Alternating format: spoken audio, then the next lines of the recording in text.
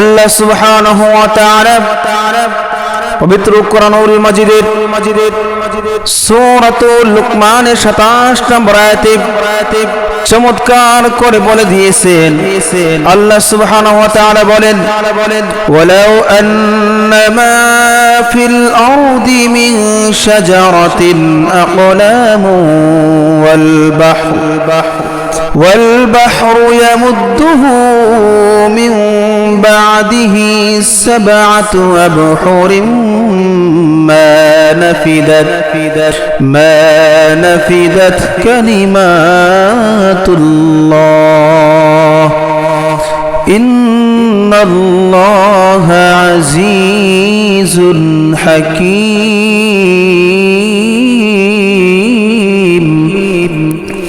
আল্লাহ রাব্বুল আলামিন বলেন,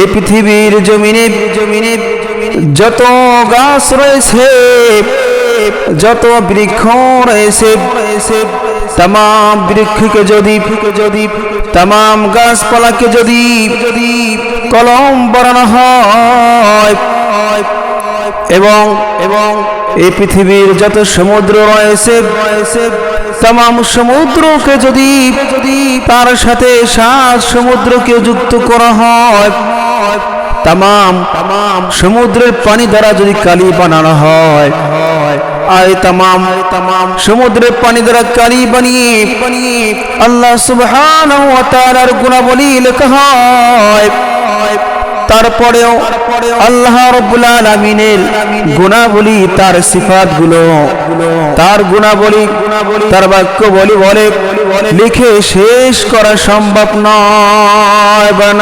সুবহানাল্লাহ।